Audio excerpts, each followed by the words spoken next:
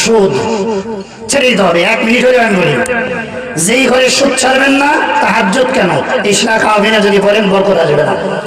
দোকান একটা কেন 10টা বানান, ব্যবসা প্রতিষ্ঠান একটা কেন 3টা করেন, 4টা করেন, 10টা করেন, বরকত পাবেন না। সাময়িক আপনি আনন্দ পাবেন, গাড়ি বাড়ি জায়গা জমি, কিন্তু শান্তি নাই। এক রোগ এক ওষুধে শেষ, ক্যান্সার যার কোনো নাই অ্যান্সার। সুতরাং আল্লাহ আমাদেরকে হালাল রুজি সুদ থেকে বাঁচার তৌফিক দান করুন, বলি আমিন। রাসূল করিম সাল্লাল্লাহু আলাইহি ওয়াসাল্লাম হাদিস শরীফের মধ্যে বলেন, আমরা কম বেশি সবাই বিপদ আপদে পড়ি। গাড়ি চালাই, মোটরসাইকেল চালাই, বাস চালাই, ট্রাক চালাই, বাসে উঠি, ট্রাকে উঠি। হুজুর আজকে আসছেন একতা এক্সপ্রেসের ট্রেনে। আমরা কত ধরনের অ্যাক্সিডেন্ট, বালা মুসিবত সবই আল্লাহর হুকুমে হয়, কোনো কিছুই আল্লাহর হুকুমের বাহিরে নয়। যেমন এক্সাম্পল বলি, আজকে আমাদের ঠান্ডা কুয়াশা বাতাস, এই কত ক্ষমতায় আমেরিকার অ্যাটম বোম নিয়ে এসে বাতাস বন্ধ করে, সম্ভব? সম্ভব না। কেন? আল্লাহ নিয়ন্ত্রণ করতেছেন। সুতরাং যেটাই হোক, এটা থেকে আমাদেরকে বাঁচার জন্য সাহায্য চাইতে হবে কার কাছে? আল্লাহর কাছে। একজন ইতিম সন্তান, নাম এই সন্তানটি রাসূল করিম সাল্লাল্লাহু আলাইহি সাল্লামের মদিনা শরীফের পাশেই তার বাড়ি। তার দেওয়াল উঠাবে, সীমানা দিবে, তো মাঝখানে দেখে একটা গাছ পড়ে গিয়েছে। পাশের বাড়ির যিনি মালিক, তিনি আরেকজন ব্যক্তি, আবু লুবাবা তেনার নাম। এই সন্তান ইতিম, তার জায়গা বাউন্ডারি করে নেবে। তখন বাউন্ডারি কথা মোতাবেক উঠানো শুরু হলো। এমন সময় দেখতেছে খেজুর গাছ বাউন্ডারি সীমানা ঠিক মাঝখানে। গাছের মালিক এই সন্তান নয়, এই এতিম ছেলে নয়, এই গাছের মালিক আবু লুবাবা। তো আবু লুবাবাকে গিয়ে বললেন, চাচা আমি সীমানা উঠাচ্ছি, আপনার গাছটা আমার সীমানার মধ্যে পড়ে গিয়েছে, হয় গাছটাকে আপনি উঠিয়ে নেন, না হলে গাছটা আমাকে বিক্রি করেন, না হলে গাছটা আপনি আল্লাহর রাস্তায় আমাকে দান করেন। আবু লুবাবা বলে, আমি গাছ সরাবো না, বিক্রিও করবো না, তোমাকে আমি দানও করবো না। এ মহা মুসিবত। সন্তান বলতেছে, চাচা আপনি যেটা করেন একটা করেন, না ওখানে দেওয়াল উঠাতে পারবো না। কেন?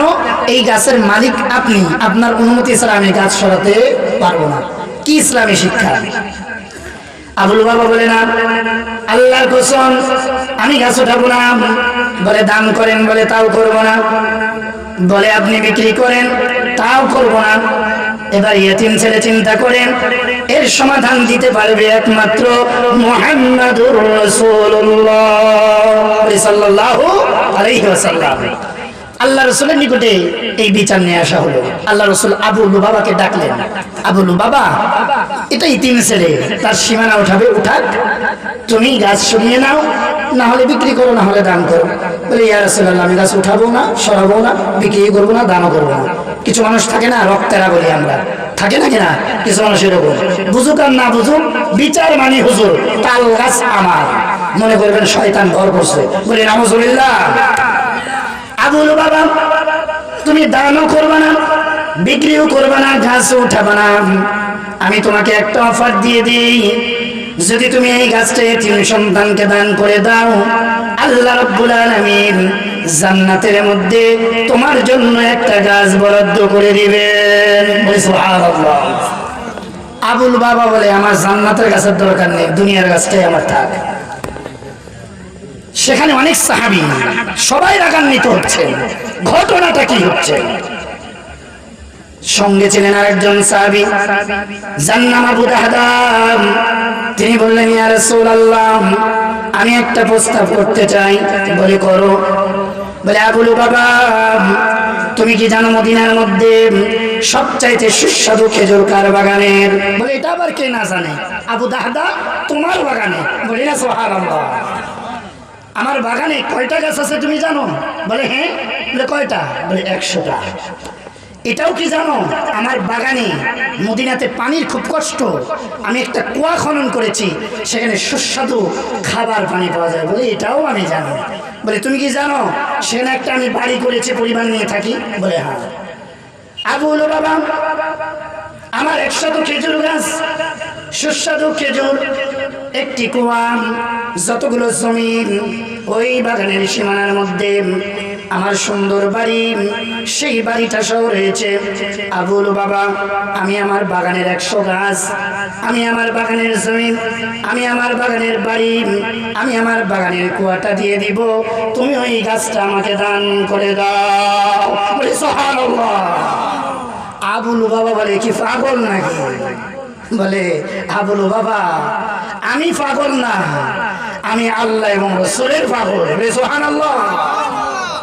আবুল বাবা সমস্ত সাহাবীদেরকে বললেন, সাহাবীরা তোমরা সাক্ষী থাকবে, আবুল বাবা যা বলেছে সে যদি তা করে, আমি আমার একটা গাছ, যেই গাছ ইতিমের সীমানায় পড়েছে, আমি এই গাছটা আবু দাহদাকে দিয়ে দিব। আবু দাহদা আল্লাহর রাসূলকে বলেন, ইয়া রাসূলুল্লাহ, জান্নাতের একটা গাছ বরাদ্দ আপনি দিয়েছেন, ইয়া রাসূলুল্লাহ, আপনার কথা কেউ অবজ্ঞা করবে, আমি আবু দাহদা মেনে নিতে পারি না। ইয়া রাসূলুল্লাহ, আমার ওই গাছের চেয়ে, আমার ওই বাড়ির চেয়ে, আমার ওই কুয়ার চেয়ে আপনার জবানের দাম অনেক বেশি। শুধু তাই নয়, ইয়া রাসূলুল্লাহ, আমার সব কিছুর চেয়ে আল্লাহ এবং রাসূলের জন্য জান্নাত বেশি। সরে সুবহানাল্লাহ।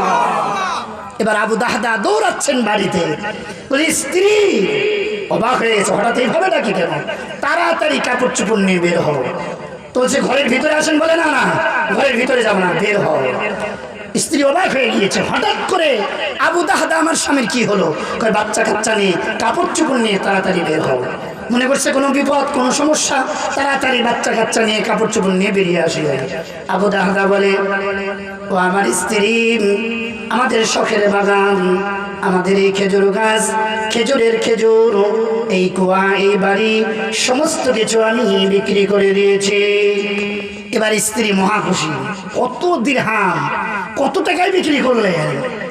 আবু দাহদা বলে, ও আমার স্ত্রী, আমি দিরহামের চেয়েও, আমি টাকার চেয়েও মূল্যবান একটা জিনিসের বিনিময় ক্রয় করেছি।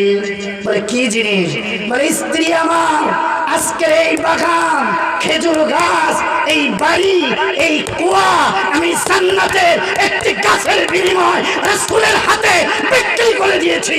চিৎকার করে সুবহানাল্লাহ। স্ত্রী বলে, আমার স্বামী আপনার চেয়ে বড় বিজনেস এই পৃথিবীতে আর কেউ করতে পারেনি। হে আমার স্বামী, আমি ধন্য, জান্নাতের একটা গাছের বিনিময় বাড়ি, জায়গা, গাছ সব দিয়ে দিয়েছেন। আমরা আল্লাহ রাসূলকে চাই, জান্নাতকে চাই। চিৎকার করে সুবহানাল্লাহ। আর আপনি মসজিদ উন্নয়ন করবে, বলা হবে দান করো।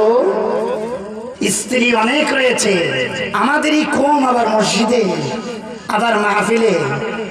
যে জানে দানের কি ফজিলত, সে যদি জানতো, দান শুধু করতো না, পারলে নিজের ঘরের মধ্যে সর্বশেষ খেজুরটাও আমার রাসূলের মতো আরেকজনকে দান করে দিত।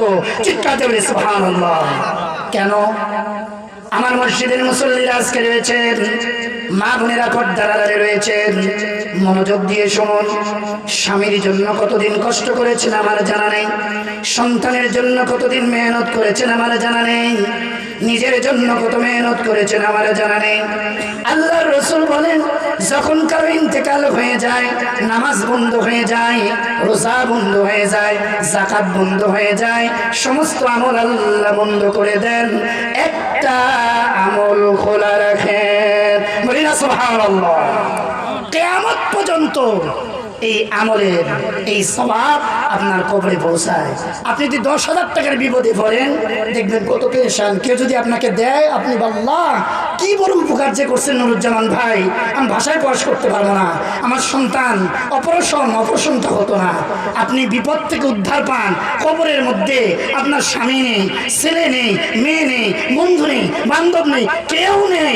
আপনি কামাতপাড়া বাইতুল ইজ্জত মসজিদে হালাল টাকা থেকে 1 টাকা দান করবেন, যতদিন মসজিদ থাকবে নামাজ চলবে, কোরআন তেলাওয়াত চলবে, আযান চলবে, খুতবা চলবে, আপনার কবরে সওয়াব পৌঁছাইতেই থাকবে আল্লাহ, পৌঁছাইতেই থাকবে আল্লাহ, পৌঁছাইতেই থাকবে আল্লাহ। চিৎকার করে সুবহানাল্লাহ। এই সুযোগ কি কেউ হাতছাড়া করতে চাই? কেউই আমরা চাই না। আপনি দান করেন আর না করেন, ইখতিয়ার আপনার। আমি কিন্তু দানের বিষয় খুব সজাগ। সাধারণত মানুষদেরকে বলি, আপনার মন চায় মন খুলে দান করেন। কেন? দিয়েছে আল্লাহ, আপনি আল্লাহ রাস্তায় দিবেন। এর থেকে বড় ভাগ্যবান আর কে হতে পারে? আল্লাহ তাআলা আমাদেরকে তৌফিক দান করুন, সকলে বলে আমিন। আল্লাহ তাআলা আমাদের মাহফিলকে কবুল আর মঞ্জুর করুন, বলে আমিন। আল্লাহ তাআলা এই যুবকদেরকে কবুল আর মঞ্জুর করুন, সকলে বলে আমিন।